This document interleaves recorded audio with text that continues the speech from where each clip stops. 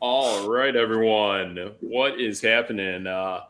It's Steve Metrics here with your boy, DJ TRIGGS. and boom, together we are No Debate Sports. A little bit of a glitch tonight.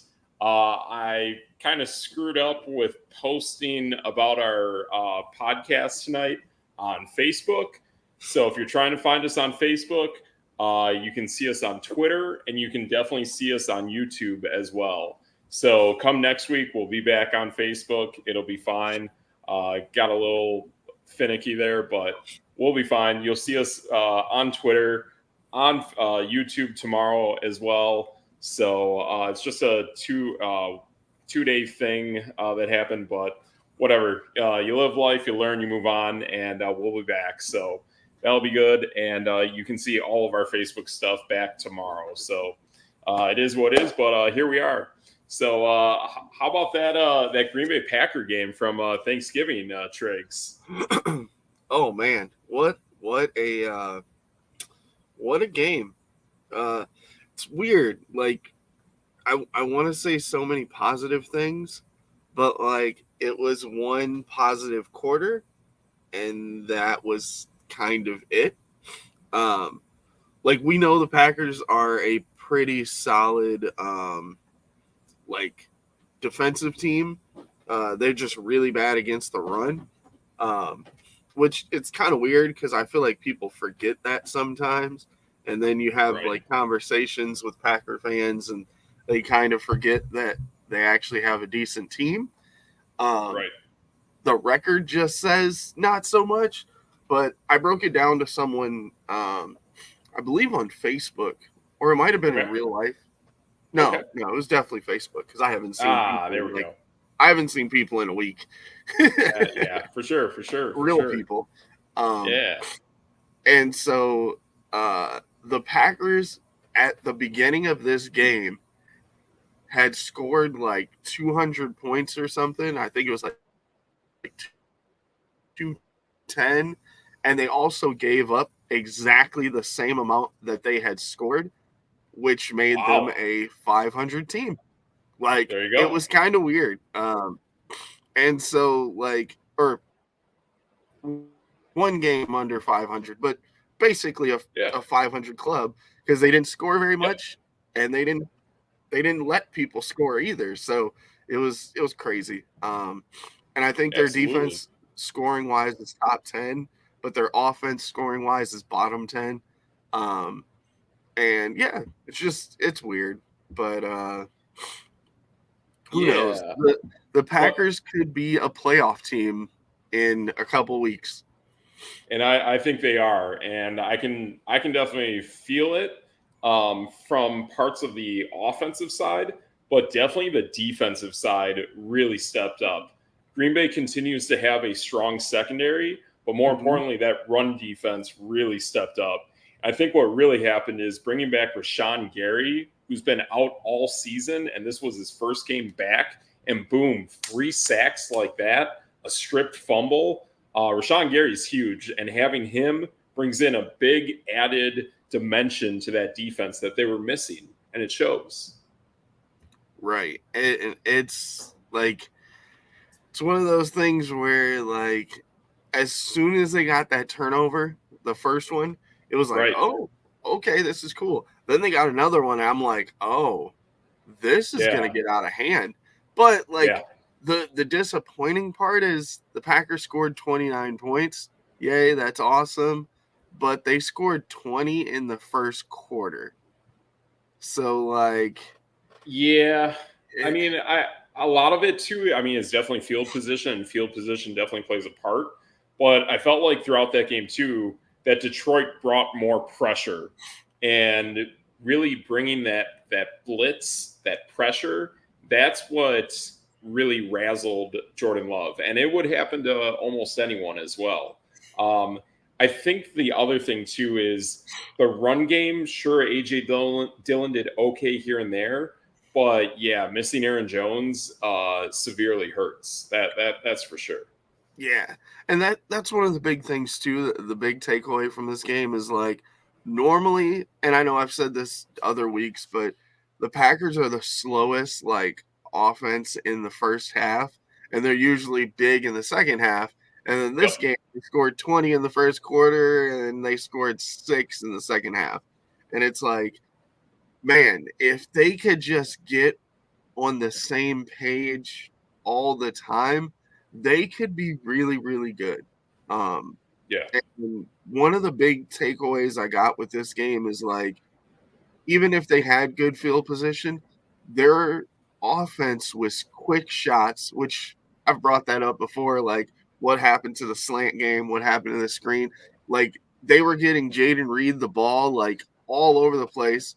AJ Dillon, yeah, he couldn't run, but like Jaden Reed was like running, he was catching screens, he was all over the place. And then Yeah. that opened the game for Christian Watson, who had like his first big game of the year with like 90 plus yards, I think close to 100.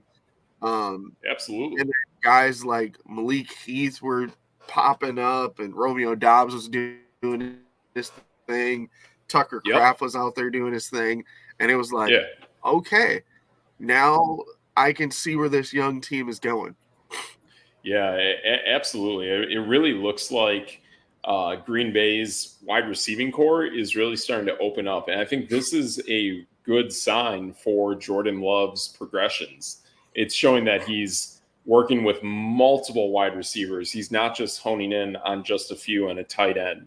Now he's starting to open up his game for where he's trying to look downfield and try to find someone that he really wants to throw the ball to. But I think the best thing that I'm seeing from him this game is that his footwork looks great. It's not all I don't know, tap dancing kind of thing that I see with him. I've seen with Garoppolo. Ryan Fitzpatrick is notorious for it. But seeing those guys when they have more polished footwork and their steps move with meaning, and then they actually plant their front foot forward when they throw, those are the kind of plays that Jordan Love is making now. And I think those are the kind of plays that Sorry, they, sneeze. they need. Yeah, I got you. Yeah. So those are the kind of plays that I think they got to keep developing with and making it so that Jordan Love can kind of make a play happen and give them what it is. But I think having all those scripted plays they had in the past, I think that stuff is kind of not doing him as much of a favor as it is to come in with a play, come in like most quarterbacks, come in with two plays, go with the one you like, and really make something happen, kind of Patrick Mahomes-ish in a way. Right. And he even showed his ability to scramble. Like, Yep. he just played good football. Like, he didn't force it. He wasn't just chucking it down the field to see how many big throws he could get. It was like, okay, this guy's open, let me take 5 yards. Oh, this guy's open, let me take 2 to 3 yards and like get those guys in open space. They talk about how fast Reed is and how fast Watson is, and it's like you give them short passes and just let them go. Like, that works a Right. lot. It does. It does. I think that's a way to make things happen. And man, it just felt like Christian Watson was more wide open in this game. And there wasn't as much Romeo Dobbs, but even Tucker Kraft, who stepped in for Luke Musgrave, really made an impact in this game. So even though you lost your starting tight end, the next guy up still made it so that that position was productive.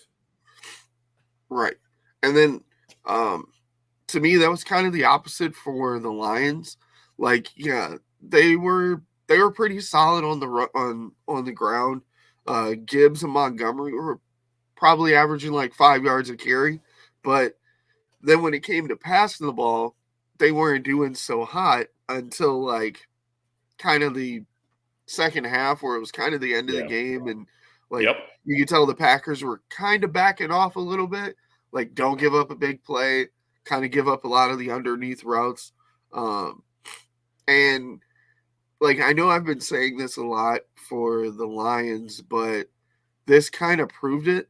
Like, the Lions aren't that good. They've beat up on a Right. lot of really bad teams, except Kansas City. I know they have that big win at the beginning, but like, That's no Kelsey, no Chris Jones or Chandler Right. Jones. Exactly. And they just kind of they're just kind of there. Like, yeah, they'll make the playoffs, but they're probably going out in the first round with Oh yeah. probably relatively ease. Yep. If they run into like a Dallas or something like that, they don't have a shot. Yeah, I think that's a blowout. Yeah, me too. I think they don't. I don't think their offense is good enough to hang with Dallas, and their defense isn't good enough to stop a Dallas or a San Francisco or a Philly or something Yep. like that.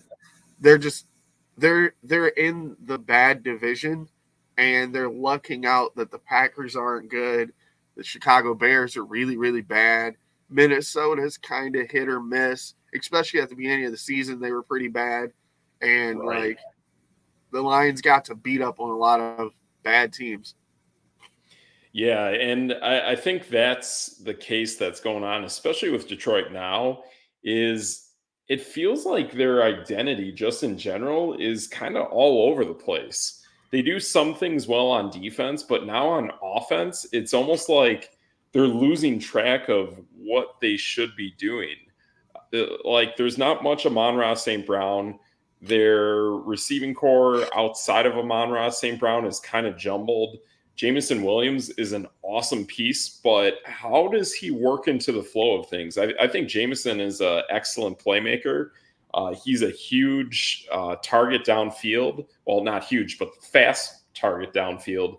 And then you have Jahmyr Gibbs that plays into this as well. You still have Khalif Raymond, Josh Reynolds. And then you have David Montgomery, who does well with a good offensive line, but it really looked like it wasn't going to plan yesterday against the Green Bay Packers between the forced fumbles, just having more pressure in the center of the field, especially on the running plays. Just seemed like they were really discombobulated and they had no identity that game. And I felt like that was about the best we've been seeing out of Jared Goff, and that's not good enough to get them any further forward. Right. And Detroit gives up a lot of points. Like even in this Packer game, Sure. they're bottom 10 in the league in points allowed. I mean, they're down there with like the Giants and the Bears and Carolina. So it's like, yeah, that's not a group you want to be with, you know? Exactly. Yeah, that's definitely a look on that that you don't want to be with. That's definitely kind of rough, but I'm with you on the fact that I see Minnesota doing well. I think Green Bay can do something to almost catch up to Detroit, and I think the three of these teams definitely can make a push for the playoffs.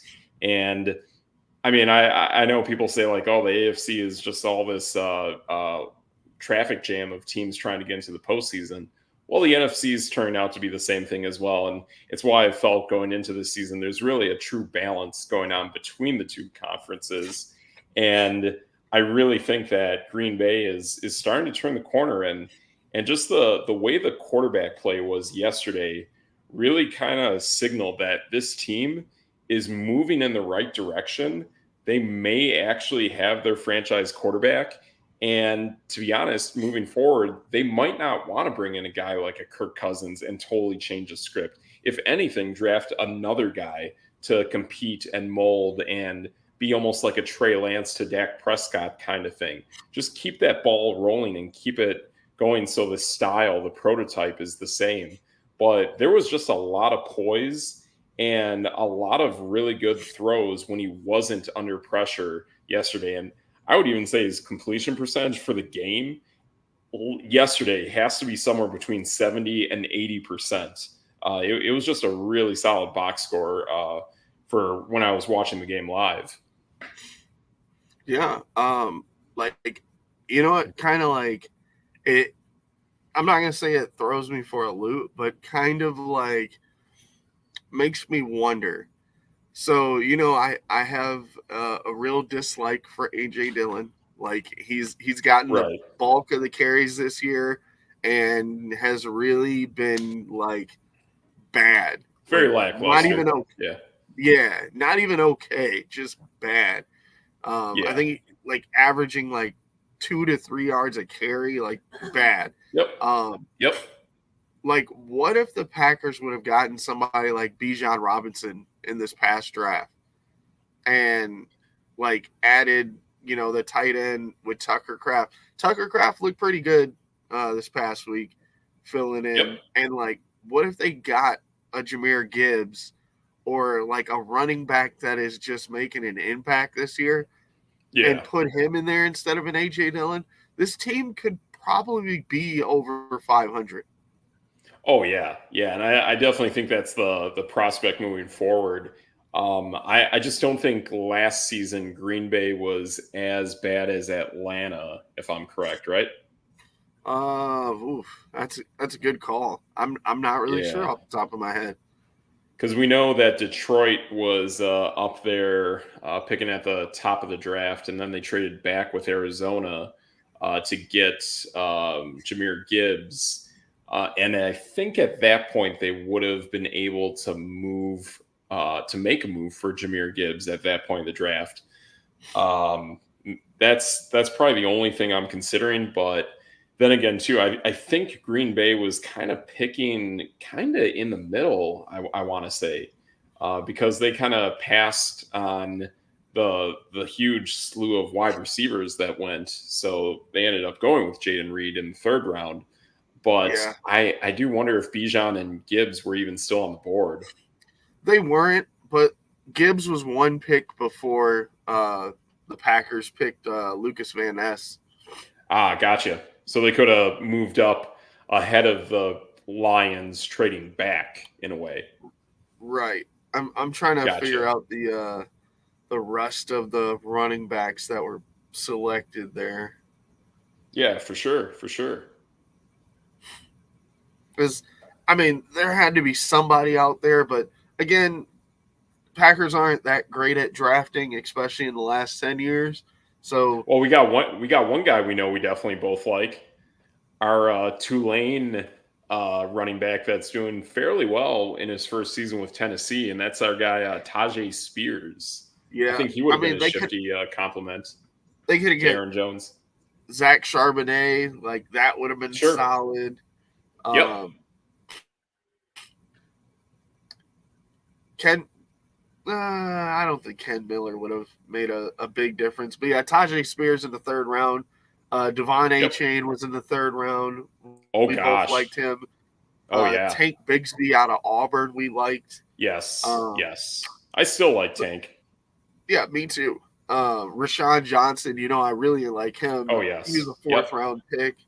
Like, there were definitely running backs out there. Like, I don't know, picking Aiden, like for instance, like missing out on Aiden O'Connell, which I kind of like. They could have brought in as a backup instead of the guy they got out of Penn State, Sean Clifford. They could have been all over the place, but like the way they picked players, like just I don't know. It seemed like a big waste. It seemed like they were drafting for the future, and which again makes sense, but like your team's not that bad, and I think they expected us as Packer fans to be horrible, and that's not really the case. Yeah, that's not the case, and honestly, you can't go into an NFL season trying to tank a season like the Philadelphia 76ers once did in the NBA. It just doesn't work that way, and when you do, then you either turn into the Arizona Cardinals or the Carolina Panthers right now, and look how well that's going for them. So you just can't do it. You have to.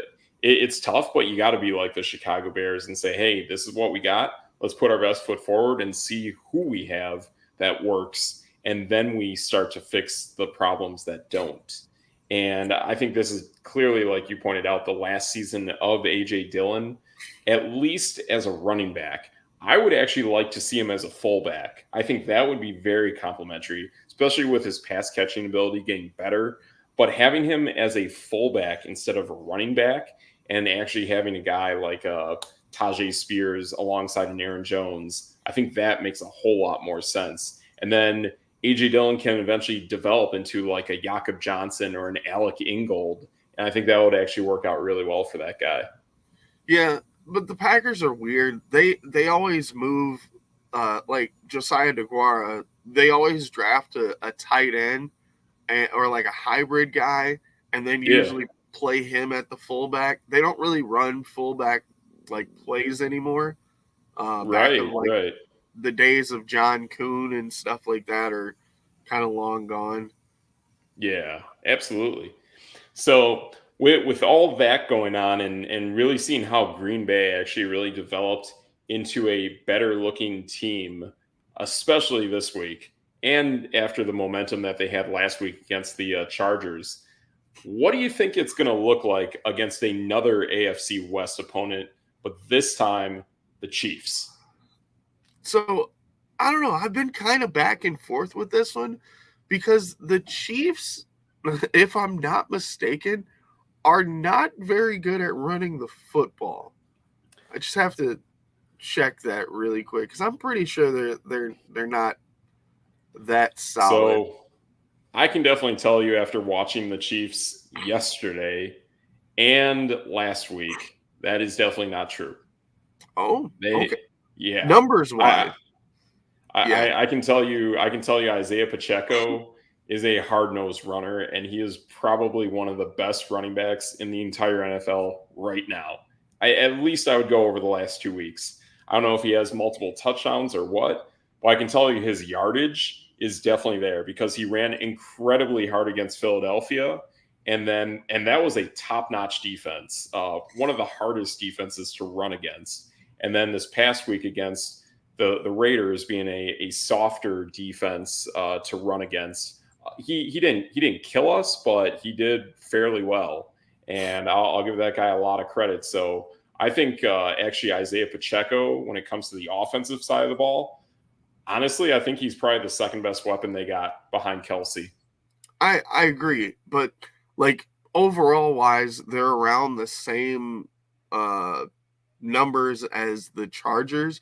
They're middle of the pack. They're right in the same ballpark as the Green Bay Packers are.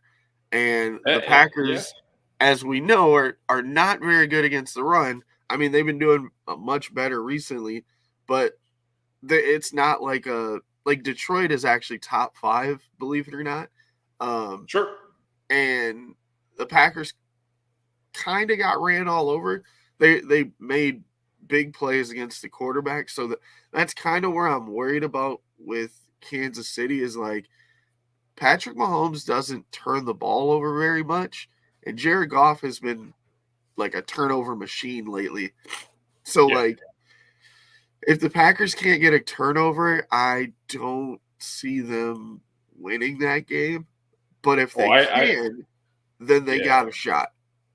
Yeah, I definitely think you can get a turnover this game. Looking at how your defense plays aggressively and goes for the football, that really makes a difference. And I think that can definitely happen, especially that third golf turnover on Thursday was from Rashawn Gary going for the sack. But as he reached around, he poked the football out and got that fumble, got the sack. And I think that's a great sign. That's a great sign that your defense is just better. And I think that can absolutely happen against the Kansas City Chiefs. I do think though that the way their style of football now, I think all of a sudden yesterday they really found their identity, and it's ironic because it's my Raiders' identity for now. And I think what they're going to do is they're going to have very strong running plays that set them up well for the pass, whether it's Travis Kelsey or a play that they had actually against us where they actually had Kelsey go kind of middle of the field, two wide receivers do crossing routes opposite each other, also across the middle of the field, was almost indefensible. And I believe that play resulted in a Rashi Rice touchdown against us. And it was like that play was just unstoppable. And I think that's the kind of stuff they want to deal with. So that way they can run the ball at you and then open it up for things like that. Not necessarily like crazy, stupid deep Justin Watson passes downfield, but really kind of do it so it's kind of a dink and doink kind of thing, similar to what my Raiders do. And that's what we did against them yesterday. Was we actually got up on them early. We ran hard at them for the first few downs, and then that would open up something really good for third down. And I think they saw the way that we enacted that. And then in the second half, they basically took our whole game script and then worked it against us. But the thing is, they have a better quarterback, and more importantly, they have a better defense than ours. And that's how I think Kansas City can go with this game against the Packers, is they're going to have a better defense, not necessarily a better quarterback, but definitely a better run game than I think Green Bay has. See, and that's the thing, though, like, speaking with, like, the Packers and turnovers, the Packers are actually bottom 5 in the NFL in takeaways. Okay. They just – and their turnover to giveaway ratio is actually 0, just because they don't give the ball away either. Sure. But, yeah, they're like, almost dead last in interceptions, and they're middle of the pack in fumbles. And so like that's where I'm kind of like, that was an anomaly, taking the ball away. Usually they just kind of like stop you. They just bend, don't break. And okay, playing against the Kansas City, Patrick Mahomes, yeah, he's been upticked in interceptions this year compared to normal, but like the Packers also just don't take the ball. So I don't know if they can get some turnovers, if this like new look kind of like smash mouth defense can get some takeaways, then hey, maybe they got a shot.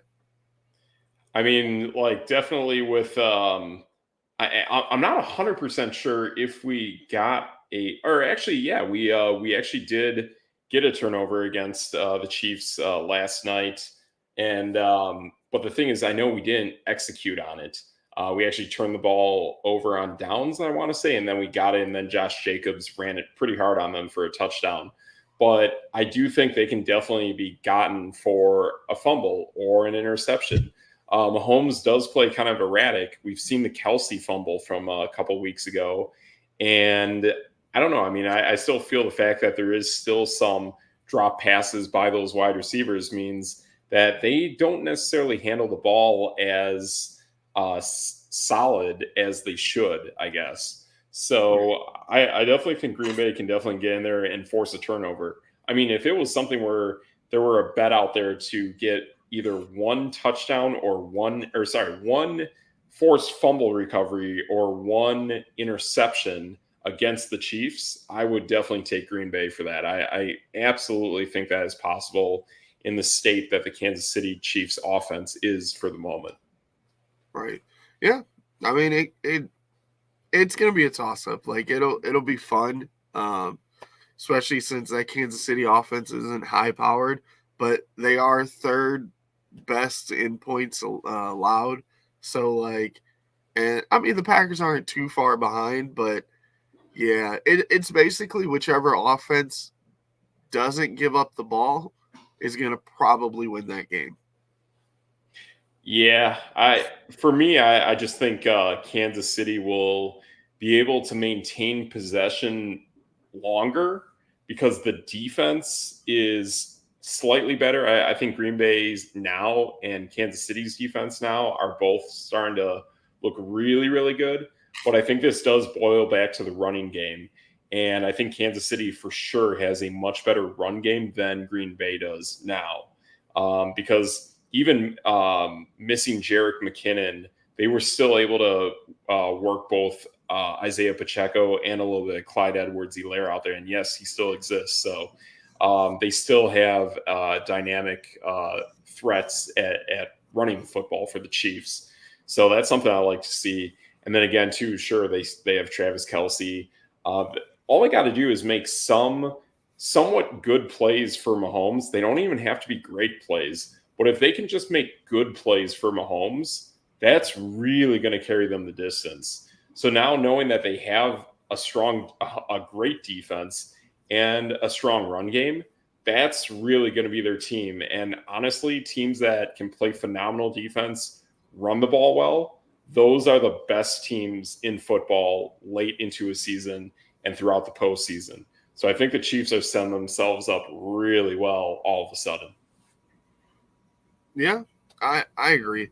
And their record says what it is. I mean, they're doing exactly what they're supposed to do. They're winning football games. So Yeah. like, who knows? It'll be an interesting game. Like, whoever's offense absolutely. gets clicking and gets moving is probably going to win because both defenses are pretty solid. Yeah. Did they keep this game at 12 o'clock, or are they moving this back into the prime time late afternoon? Or actually, I thought I it think was a this night game game. is prime time. It Yeah. is a night game. It's a Sunday night football. That's right. Awesome. So it is prime time. That's perfect. Yeah. It's so weird to like look at the standings and the Packers are one game out of the playoffs. Like, that's nuts. Yeah, it is pretty nuts, but it's pretty cool. I mean, it shows that when you start playing good football, you can get there and you can get close. And I mean, for me being a Raider and more of an AFC analyst when it comes to the NFL, I mean, just looking on the AFC side, yeah, I know it's super tight, but to me, I feel like there's going to be at least two opportunities, if not more, for certain teams. I think it's going to be 2 to 3 teams that are currently in the playoffs now will come susceptible and possibly fall out of the playoffs in the AFC. I don't know what it is in the NFC exactly, but I would figure if that's going on in the AFC, then I think there is definitely some susceptibility in the NFC as well. I don't know. The NFC is kind of. It sounds weird, but I think the NFC is tightening. I think it's set. I mean, besides maybe the bottom 3 teams, like, so Philly's in, San Francisco's in, Detroit's in. They've got a two plus games on Minnesota. Okay. You're probably going to get either Atlanta or New Orleans in the South. Whoever comes out of there, it doesn't really matter. Dallas is in. Then Minnesota and Seattle have one game up on Green Bay, the Rams, and the Saints. I'll take Seattle. I think that's the team that's going to fall out. And oddly enough, so I was having this discussion with a buddy on Facebook. So this, and I know I said this at the beginning of the season too about the Packers and why I thought they could make the playoffs and all that stuff. But like, okay, listen to these games. So after Kansas City, let's just say they lose that, right? Sure. And they end up what? X and they'll 7? be 5-7. Yeah, 5-7. So these next games would be at the Giants. That's more than likely a win. Yeah, that's a win. Then they're home against Tampa, which could that's a win. More than likely be a win. Yes. At Carolina, that's a win. Oh, they're terrible. Yeah, it's terrible. So there's 3 wins right there. Then you got at Minnesota, which could be a toss-up. That's tough. Yeah, could be a toss-up.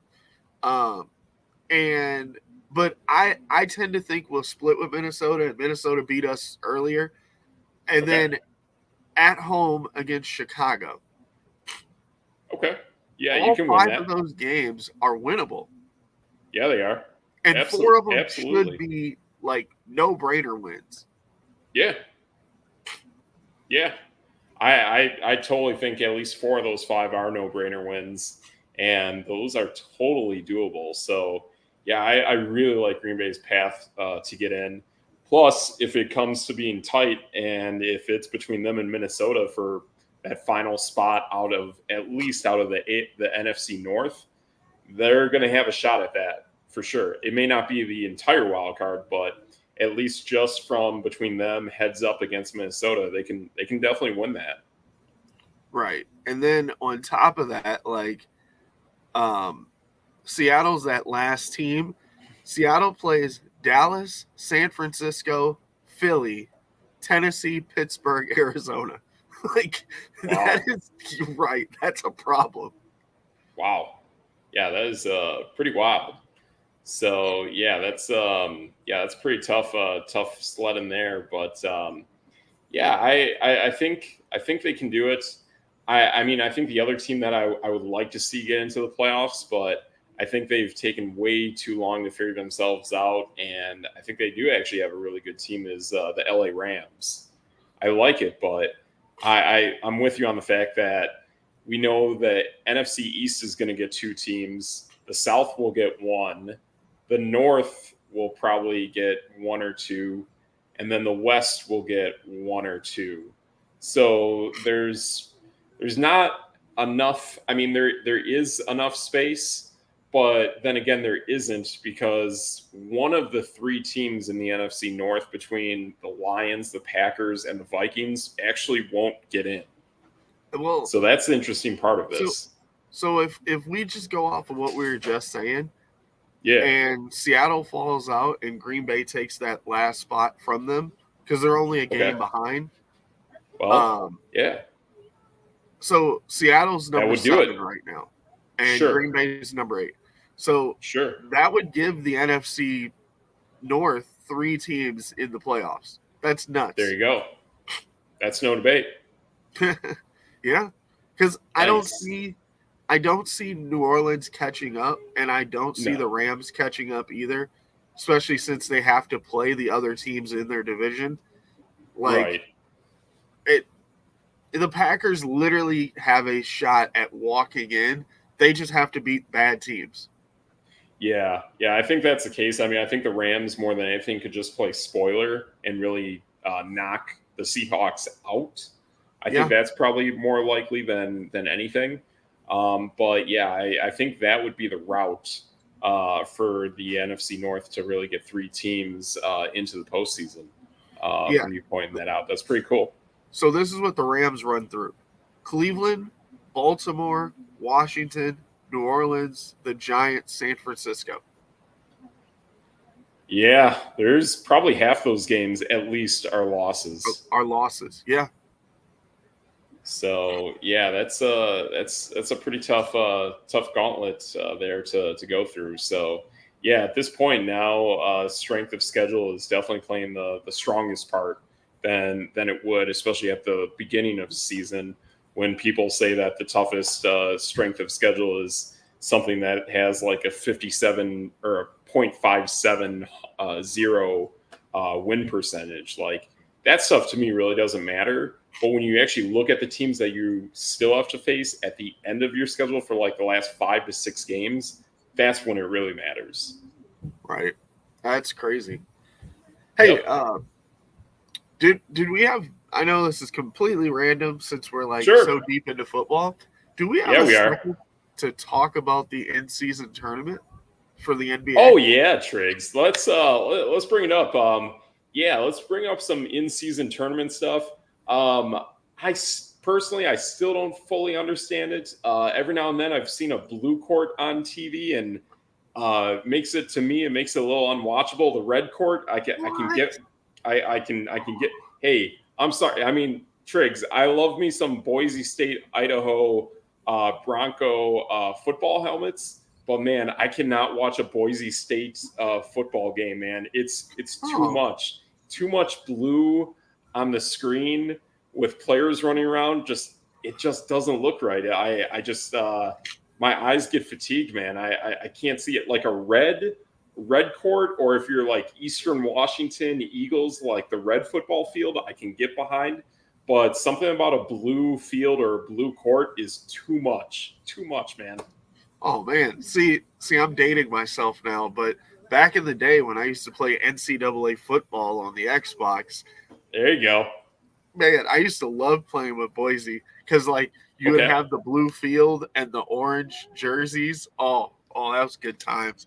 Good times. Yeah. But absolutely. So in-season tournament, right? So there's the East and the West, obviously. Each conference is broken down into 3 groups. Every group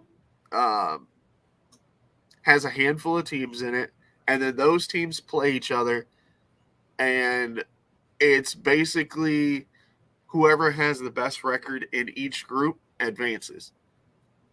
Okay. And are the So groups determined by like it was the random. divisions? No, Oh, it's random. it was completely random. Okay. Because, like, for instance, Milwaukee and Miami are in the same group. Group. Gotcha. Okay.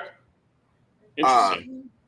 so the wild part about this, and this is what makes it so exciting, like, I think the NBA season right now is so exciting because, like, a couple of the teams that are in, like, and I when I made my bracket and my predictions, like a month or whatever, two ago, like, I thought something like this could happen where it was one random team in there just like winning, and everyone's like, why is this team in here? But I thought it was going to be like a San Antonio or something like that. But Sure. instead, it's the the Indiana Pacers. Like, I Oh don't know. no. Dude, the Indiana Pacers offense is so insane. I think they're putting up the Wow. most. Let me check. Yeah, they're putting up 136 points a game. I was actually just gonna say 130. I'm like, man, is it something wild like 130? Sure enough, it is. Yeah, but they're giving up 127 a game. Oh, So, that'll do you in. That's a like, bummer. but they're 4-0 in their bracket, and they've clinched a spot in the like playoffs. So Gotcha. one team from each like section or each group gets advanced, and then one wild card team advances. So right now, if it started right now, it's Indiana, which, by the way, Indiana's in the same group as Atlanta, Cleveland, and Philly, and Okay. all those teams are out. Well, Gotcha. Cleveland's got a shot, but like Philly's done. Like they don't have a Okay. shot.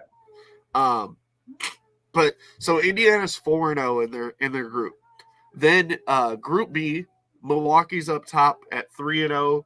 And then you have New York and Miami behind them. Um, and then, believe it or not, Boston is not leading their group, but they're the best team in the NBA. Yeah, they are. Yeah, well, I mean, I wasn't like just the other day. Porzingis went down for a little bit.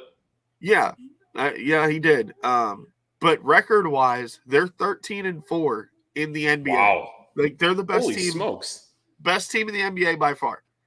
But So like their four losses are all in this fictitious in-season tournament. they only have one loss. But Oh, okay. there's a team above them. So right now, Boston is 2-1 in the tournament or in the Okay. bracket or in their Sure. group. Sorry. Okay. Orlando, of all teams, is 3-1. Paolo Banchero.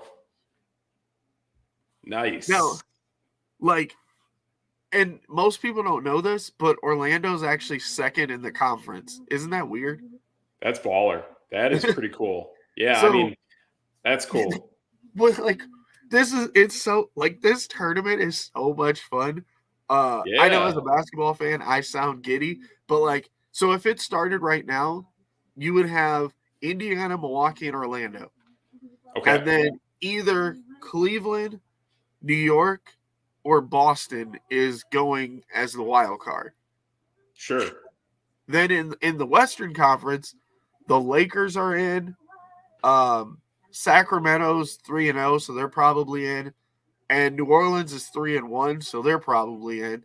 And then the Okay. wild card is more than likely Houston or Phoenix. And like, Okay. which again is insane because the number one team in the Western Conference is Minnesota, and they wouldn't advance. Oh Yeah, my.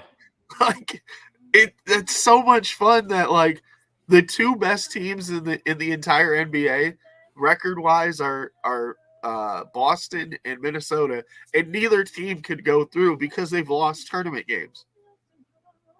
Oh, that's weird. Yeah, So, Minnesota's in the same group as Sacramento, who's undefeated, and okay. Boston's in the same group as Orlando, who is 3-1. Gotcha. So those teams don't even advance to the next stage of the in-season tournament because of their group play, correct? Yep. Yep. Gotcha. That's So it's crazy. the best team of each group, and then one wild card team who has the best record or whatever, Sure. as a second place team. So like that could be interesting because like Indiana, Milwaukee, Orlando, like who do you pick out of that? And then like the Lakers, New Orleans, and Sacramento, like man, That's those are cool. not the teams you would have thought because everyone would have picked Denver or like, Phoenix or Boston. Boston, like Philadelphia, Yeah. and none of those teams are in right now. That's interesting. Yeah, that is very interesting. That's not now it's starting to make more sense as to the meaningfulness of the in-season tournament and how things can play out. And it almost does give you a little taste or a little preview of what the actual postseason could end up being as well. Yeah, Especially with teams like Indiana, Orlando, and Sacramento, who aren't as well known as being a playoff perennial kind of team. And this might be the year where that changes. And right. plus, it was not, I think it was like last year where Sacramento and Indiana did a big swap of players. And are those players still kind of developing? And they're probably just doing well no matter what side of the teams that they're on now. I mean, Tyrese Halliburton is probably the Yep. best point guard in the league right now. Like he's Wow. arguably okay. I won't go that far because you still have Dame Lillard and Steph Curry, but Yep. passing wise, I think he's the best passer in the NBA right now. Okay. Wow. That's At cool. least from the point guard position. Sure. And like I want to say he's leading assists by like a lot. Okay. Let's check here. Yeah, he's at 12 assists a game. The next closest is like 10. And there's Okay. only one other player is above 10 assists, and that's it. Wow. That's crazy. Yeah. I mean, being at 10 assists a game, that's pretty tough. That's it's pretty important. And wow, that's interesting. I would kind of think it would be maybe more than one or more than that many players usually, but that's cool. Yeah.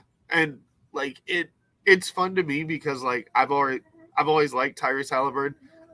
You probably heard me talk a lot about him during the Oh USA yeah. like Yeah. basketball.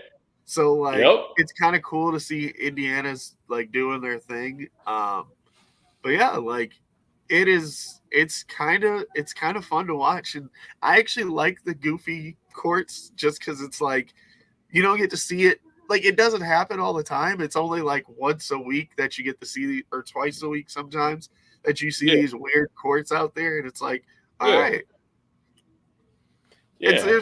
Yeah. there's some cool ones.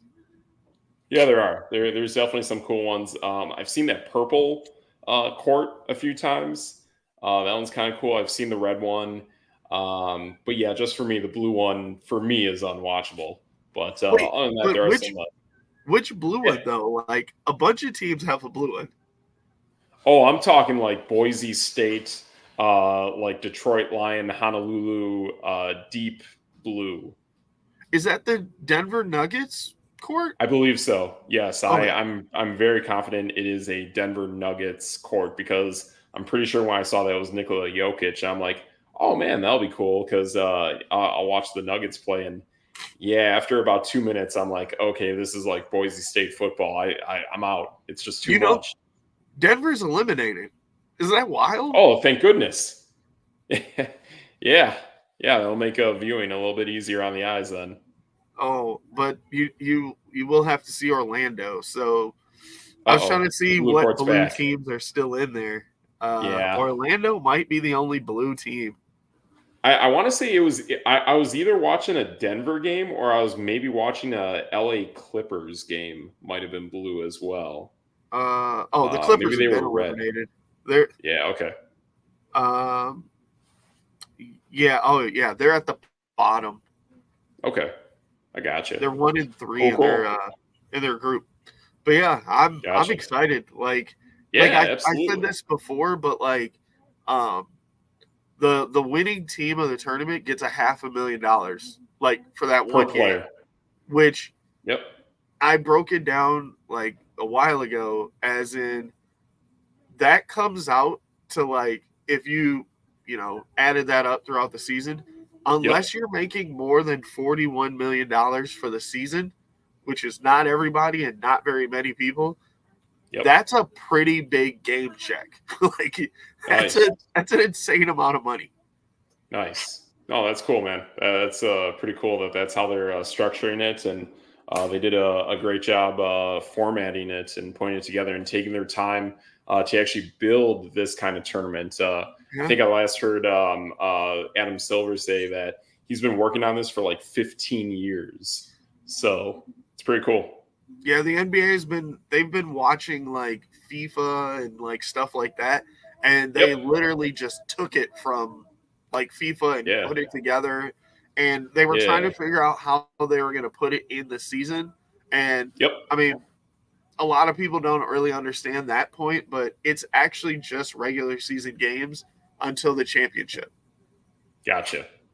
Yeah, it's a really smart format. It's very well done and pretty cool. I mean, it would be kind of cool too to do something where like maybe one day if like you end up winning this tournament, it gets you like an automatic playoff berth or something like that.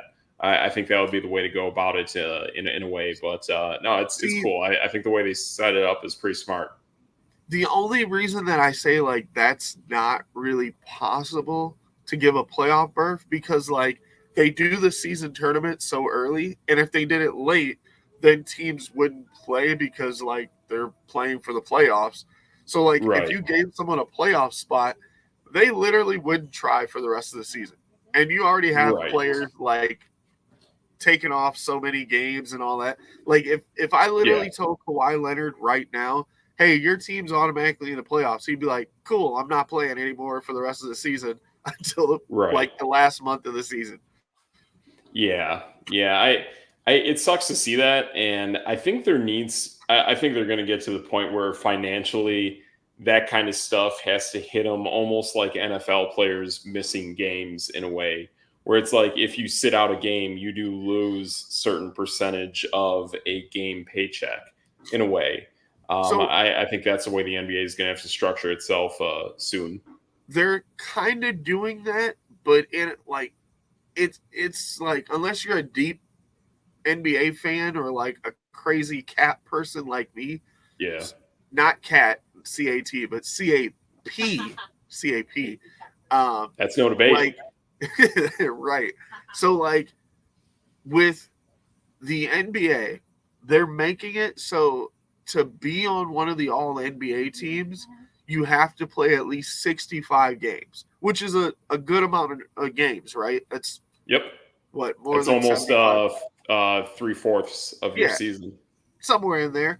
So Yep. like on top of that, to get like a max contract, you have to be an all NBA player or an all Gotcha. defensive player or whatever. So like you literally have to play 3 quarters of the season or you don't get max money. So Fair. it it kind of works out. So it Yeah. does hit them in the Absolutely. pockets a little bit. Absolutely. Yeah, I think that's a smart way to go about it. So yeah, but I mean, it just shows that like the NBA keeps pushing themselves forward, keeps innovating.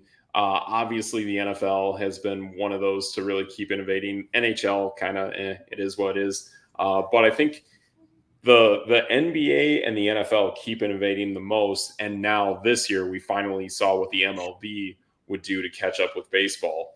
But yeah, I give the NBA a lot of props for taking something from soccer and implementing it here, so they can broaden the reach of their sport worldwide.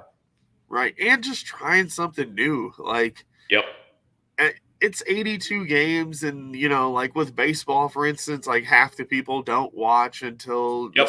summer, and like by that point Yep. you're 3 quarters of the way through. And like the NBA, I mean, most people don't watch until like the all-star break, and you're more than halfway through the season. So like Yeah. it's kind of cool. Like the beginning of the season kind of matters right now. Yep. Yeah, I give that a lot of credit. That's actually a great way to boost ratings as well, for sure. Oh, it did. It definitely did. Nice. It was That's that no blue bait. court. It was the blue Oh, the court. blue court. No, the blue court.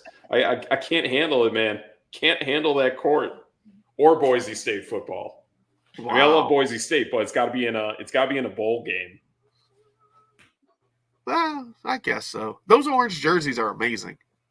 Oh yeah, absolutely. The orange jersey, blue helmet combo, that's pretty sick. As a dope combo. I personally, I'm just hoping they eventually turn their field green, make a blue end zone on each side, and that's money. I think that's the way to do it. No, never. No, They should just never. make the whole field orange. Oh, okay. Yeah, I might be okay with it. Yeah, exactly. Yeah. Total orange field, but man, what was it? I want to say last year. Actually, I was watching a game. I think it was one of the games where Dak Prescott threw like 4 interceptions or something. He was just a turnover machine. And where was it? It was in Indianapolis, where you have like this blueness going on around the entire stadium, and then the Colts are wearing those deep blue jerseys. So almost the entire secondary was invisible. So like half those interceptions that Prescott threw, I didn't even blame on him. I mean, he threw a lot, but come on, man, that's pretty home field advantage for sure. It's true, but he did lead the league in interceptions, so I mean, it's kind of his fault.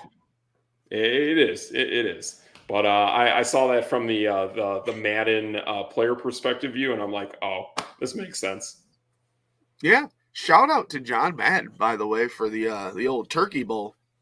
Absolutely, yeah. Shout out to the turducken, and I loved seeing in all 3 games. I love seeing the patch on all 6 teams' jerseys, and it was, oh man, what game was it? I think it was the Detroit game as well, where it was the John Madden tribute was actually listed in the back of the end zone behind the actual football team.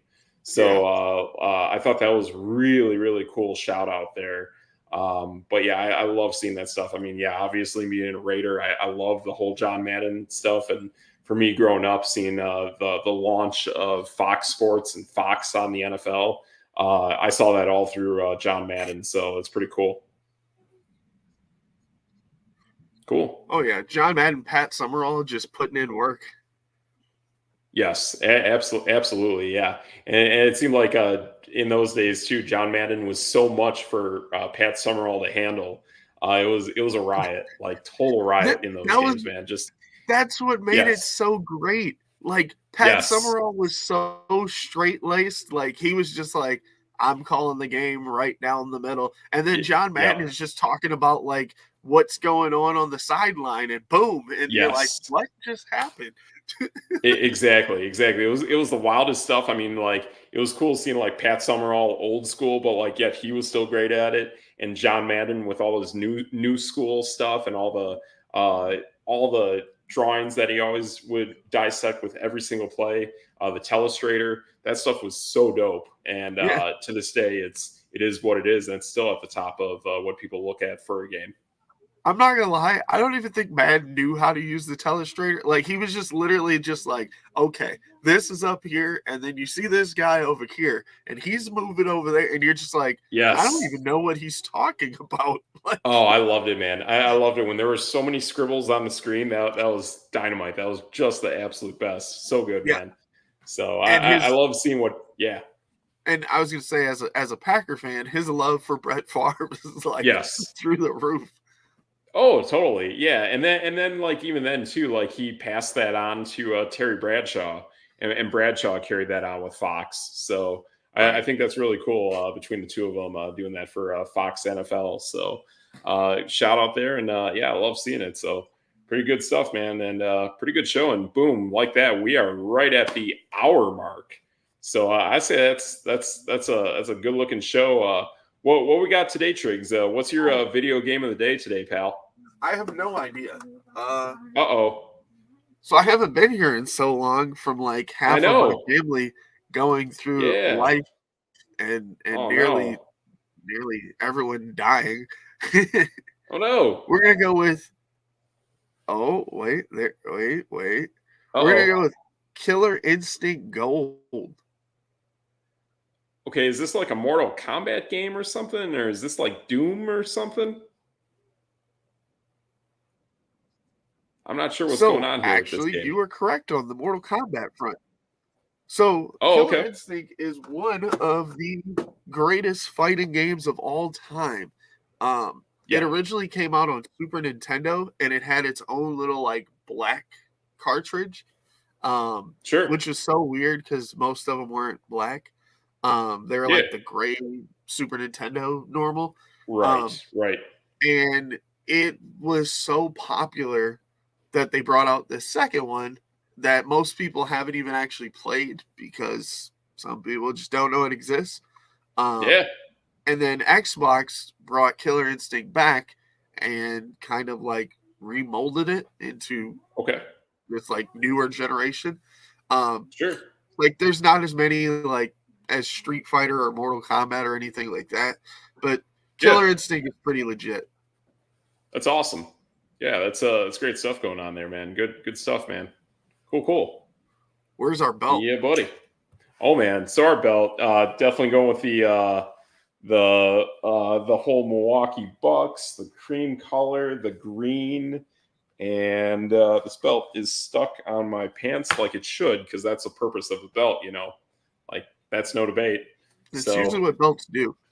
it is, it is. So I love my Marvin the Martian belt, and yeah, it looks pretty dope, man. Especially with basketball, it's always a great combo to go Marvin the Martian, straight out of Space Jam, and the Milwaukee Bucks, or something green.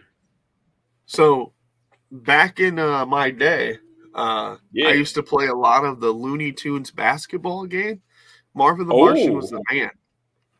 oh yeah, he's got to be the best character, and I mean even in Space Jam with him being the ref, and I don't know what LeBron James did with him in the sequel, but I hope Marvin the Martian made a return. But man, Marvin the Martian's the man. Huh.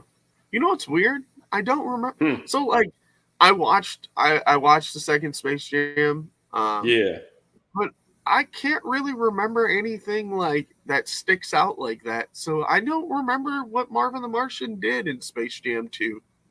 Man, I'm just hoping like sometime soon, like we get a better Space Jam at some point, and it brings back Danny DeVito and the Monstars. I just don't think you should have deviated from the Monstars to this like weird AI like VR headset kind of Space Jam Yeah. weirdness that they went with. I think I that's a mean, I terrible way to didn't go about it. I didn't dislike the movie. I actually am one of the few people that I know that actually like Space Jam 2. Most people hate it. And I'm like, Yeah, I'm, it's I'm one not of them. that bad. You're one of Oh, them. okay. I am. I am. Straight up. That's no debate. That's no debate. Boom. Yep. Yeah. Like bring Oh, back Danny DeVito. Yeah. Yeah. But oh well. It is what it is. But yeah, I mean I love the Monstars, and I mean back in the summer, if people saw the video you made on YouTube about guys who in today's NBA would be the Monstars, I love that stuff, and that really brings it back.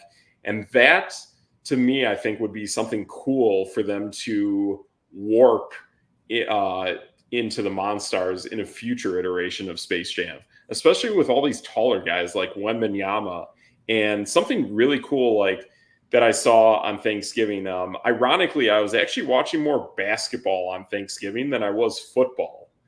And when I was, yeah, this is wild, man, totally wild. A little bit of it, I actually had a headache, and seeing football helmet to helmet stuff kind of triggers my migraines a little bit, a little too much stuff going on there. So I'm not a fan when that happens. But I was watching a lot of hoops, and there was a ton of college basketball going on over the Thanksgiving Day holiday. A lot of tournaments in the oh yeah. Caribbean, Hawaii, just these beautiful venues, Orlando. Basically, if anywhere that had warm weather in this late autumn, early winter time of the year that we have going on here, that was where basketball was being played. And I thought it was very interesting that almost every single college basketball team that I saw had some kind of prototype of Victor Wembanyama. Like, wild. Very interesting moving forward. We'll talk more about this in our next episodes coming up, but I could not believe how I turned on almost any college basketball game anywhere and saw some kind of prototype of Victor Wembanyama. That was wild. See, I don't watch a lot of college basketball until like I start like scouting players, and then I go back and watch games and stuff like that. Sure. But yeah, interesting. Yeah, this changes things. I mean, even teams like, for me, like I'm a big fan of like Arkansas and Marquette, especially being here in Milwaukee. Even the faster paced tempo teams like Marquette and who the heck Arkansas that I'm talking about. These teams that really ramp that ball up court. They both had really tall guys. Marquette actually had two of them at least. Yeah, Marquette had two Wembanyamas. So like, whoa. Marquette upset number 1 Kansas. Already this season? Yeah, they beat them in the semifinals of whatever they were. Were they in the Maui? They were. I believe they were in. Then Maui. They lost to Purdue, I believe, in the final. Yes, they were, and yeah, honestly, they lost to Purdue. But watching that game, I think they are better than Purdue. Purdue actually hit a last second. Yes, they hit a last second shot at the end of the first half. That was like a 70-footer desperation throw, like Steph Curry hits or Trae Young hits, and they nailed that. And ironically, Marquette was down 3 at the end of the game. If that 3 wasn't there, maybe that's a tie ball game, and instead of going for a 3-point shot, you're going for more of a high percentage, low post kind of shot that they can execute. So really changes the dynamics of the game. But I feel like if Marquette has another shot at Purdue, yeah, I'm totally taking Marquette. I just love the way they played that game. And not only that, the coaching style of Shaka Smart is insane. I love the way that guy does. He came right in and became like Marquette wasn't supposed to be very good last year, and now they're a top 5 ranked team. I mean, they're number 3 in the country. Like I said, they beat Kansas, who was number 1. They lost to Purdue on that, last 3 points. And Purdue's ranked number 1 in the country now. So It's not like Marquette is. I mean, they beat Kansas by 14. Wow. Holy smokes. Yeah, if you're taking out Kansas or like a North Carolina, like early in the season right now, especially by double digits, that really speaks volumes of how good you are as a franchise. And I know people talk about March being different from November, but boy, if I see a great win in November, that will translate to March. I can promise you that. Like it did way back when Steph Curry was with Davidson and had one of these kind of Caribbean-like tournaments. And they played well against Michigan State. And then that did translate months later to March. So. Oh, boy. That still hurts my soul. So I was definitely one of the first people to kind of like put Steph Curry on another. I mean, obviously we watched his dad growing up and we knew he could shoot. But I remember in that tournament, I think they were a 12 seed and Wisconsin was a 5. And he came in and torched Wisconsin. I was like, yeah, this guy's going to be a dude. He's going to be a dude. I didn't think he was going to be like MVP craziness and change the entire like outcome of the game. But like, I was like, yeah, this dude's going to go to the NBA and be solid. And exactly. It was the same way I felt about Ja Morant when he played Marquette. I think they were a 12 and Marquette was a 5 as well. And he came in and just torched us. I think he had a triple-double. And I was like, oh, yeah. Yep, that guy's going to get drafted. Exactly. You just know they're going to be something special. And for me, back in that tournament, Steph Curry definitely won me my bracket. I was one of the few lone wolves in 1,000 or however many thousands that believed in Steph Curry. I believe that the bracket they were in, the Gonzaga, the Georgetown, the Wisconsin bracket, I thought all three of those teams were not that great, overrated. I like the style of play that I saw from Davidson. I like the way they played Duke and Michigan State tough. And then I thought, boy, if this kid can do it, he'll be something, and he'll be something in the NBA one day. And it was cool to see that. Yeah, I didn't think he'd be like the greatest shooter on the face of the earth, but I thought he was going to be okay. Yeah. He did all that great stuff for my bracket, and then he almost destroyed my bracket by beating the team that I thought would win it all, which was Kansas, and they did win it that year. So, but yeah, they had the ball at the last second, and I think they hit rim on the last second 3-point desperation shot, and that was it is so scary seeing a shot like that and hoping that they miss.